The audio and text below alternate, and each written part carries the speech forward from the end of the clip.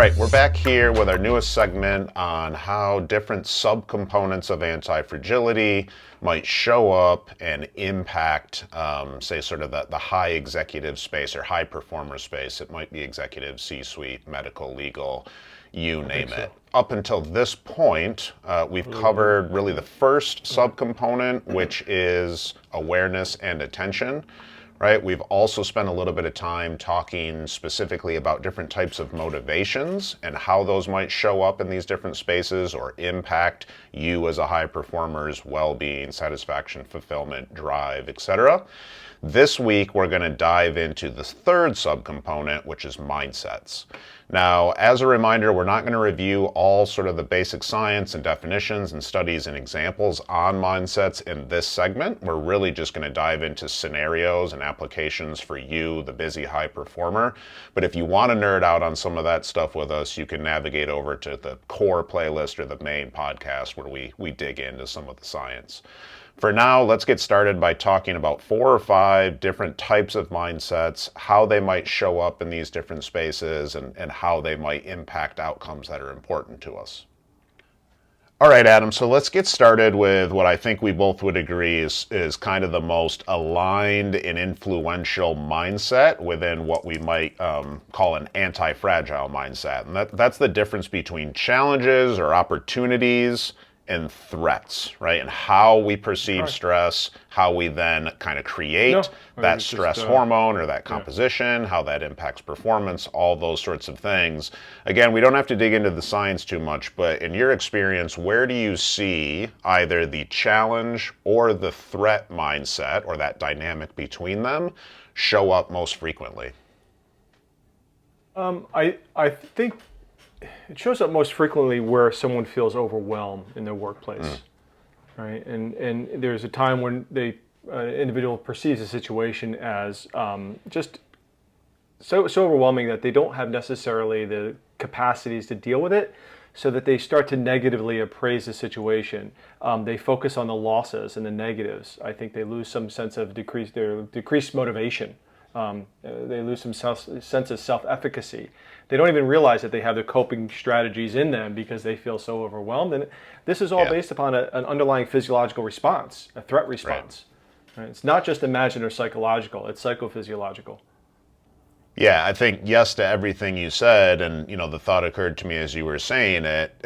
If you're seeing motivation go down, if you're seeing efficacy go down because the overwhelm is real, right? It's actually based in reality and your perception is correct. Sometimes that's an appropriate response, right? Sometimes it's saying, hey, listen, you actually should have a bit maybe of kind of a threat mindset here. Avoid this thing, get rid of this thing, shut this thing down because it's a challenge that cannot be taken on or toppled. But I think the key piece that you brought up here is the appraisal, our perception of that, right? And that's the key distinction here.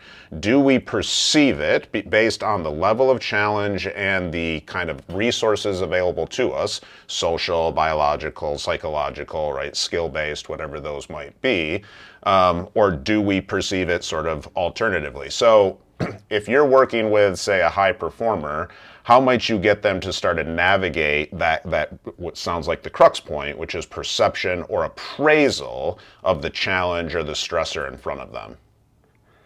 I think it starts with establishing an underlying philosophy towards performance and self, which is what we call anti-fragile, right? So I think the notion that every situation is manageable if we leverage our capacities and the team around us, that we're not alone. So I think it starts with having that philosophy in place that regardless of the situation, there is always a solution. It becomes problematic where you get a sense of learned helplessness and you come into this where no matter what I do, it's not going to work out. So we could get that in place, then we could start building on those action-based behaviors that are going to leverage that underlying philosophy.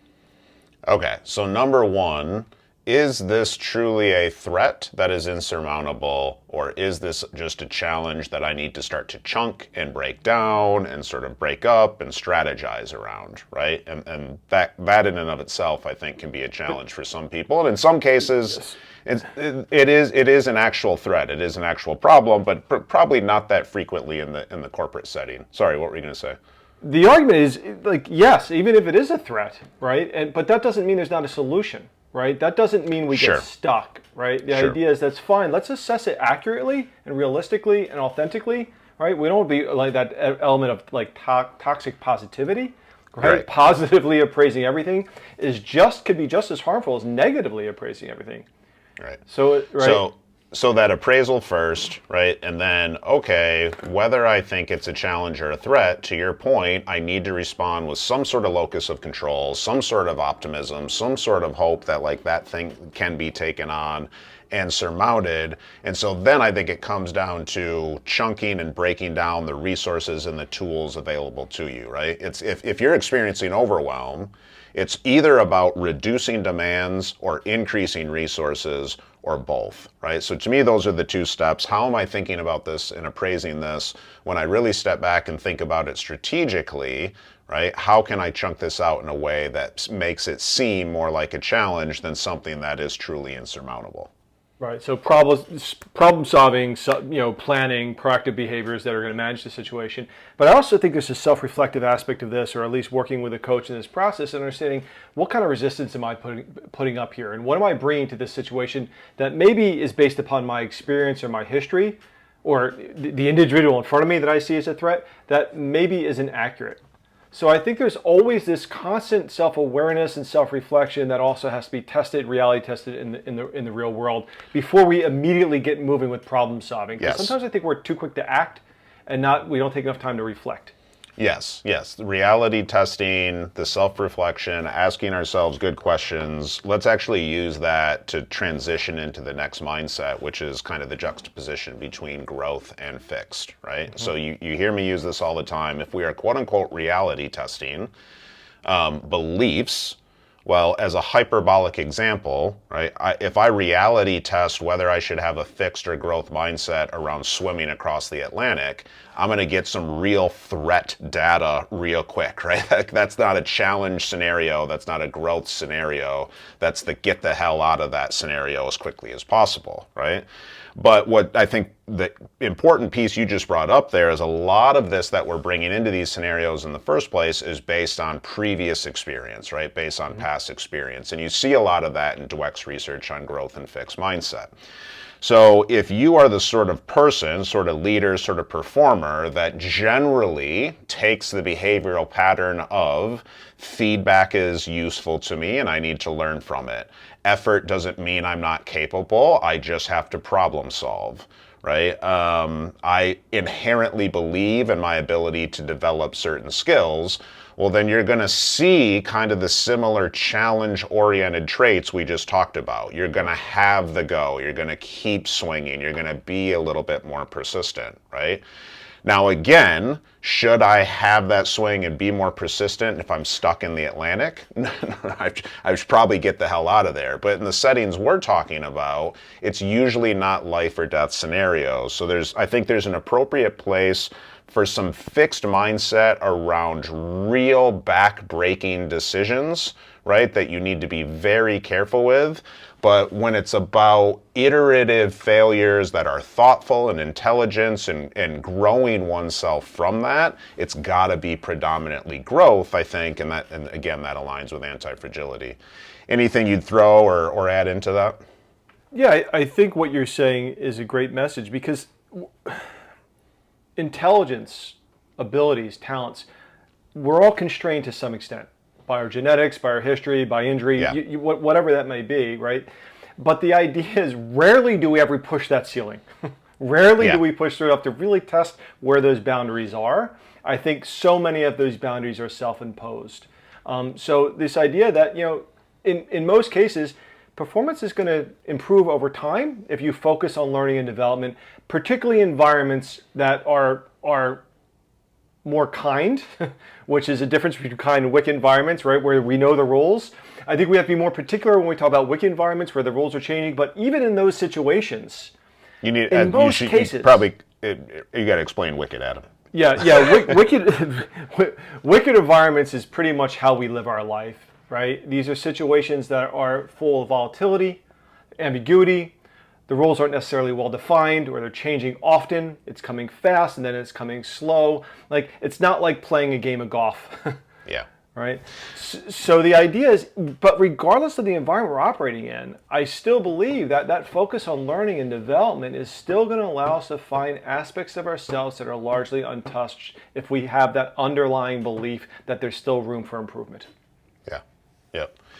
Well, in terms of room for improvement, there's a nice natural segue into the third mindset, which is a mastery mindset. So you want to just extend that thought out a little bit and talk a little bit about how a mastery mindset aligns nicely with challenge and growth and this idea of being anti-fragile and wicked or kind environments. When I talk about mastery mindset, I think usually it's a comparison to the outcome mindset, right? And the idea for me from mastery mindset is that it underlines this idea of a long-term developmental model. It's about resilience and it's about process. It's not necessarily just about achievement. So a great perspective on this from my perspective would be being immensely task involved in something that you're trying to do, so that your sense of whether or not you get to what the outcome goal is, it doesn't matter, because you're still getting some satisfaction over skill development. There's something intrinsically valuable in that process of learning that even if you never reach that goal, you're going to still feel like your time is well spent.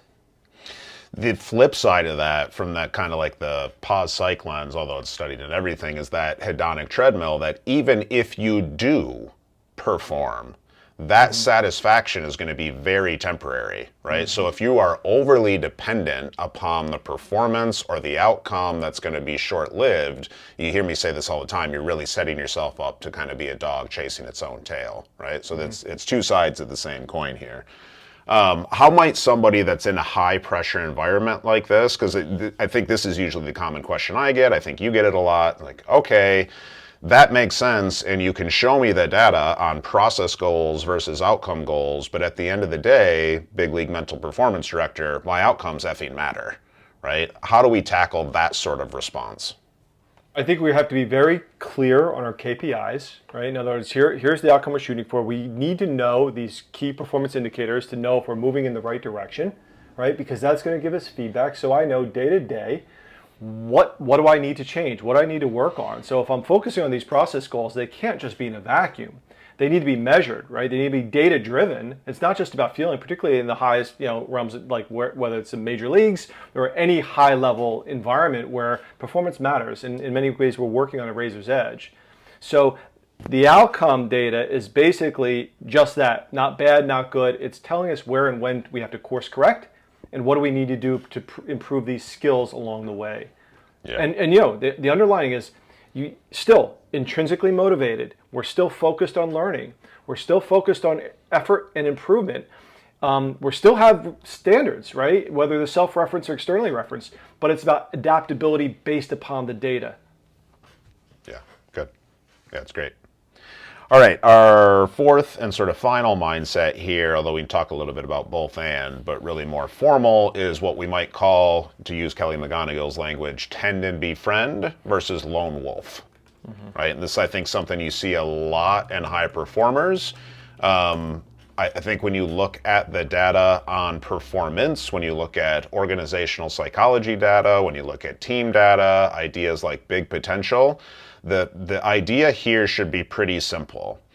You are completely limiting well-being, resilience, grittiness, ultimate performance if you are trying to think about and do all of these things in isolation, right? It is about having different types of social connection that allow you to get and give support through wicked environments, right? Anti-fragile experiences, high VUCA environments, those sorts of things, right? And I think the reason this is so important to bring up for this audience in particular is a lot of you are hard chargers, and it's if it needs to be done right, I have to do it myself sort of individual, right? And I can appreciate that, but the truth is I think that puts a ceiling on our ultimate potential.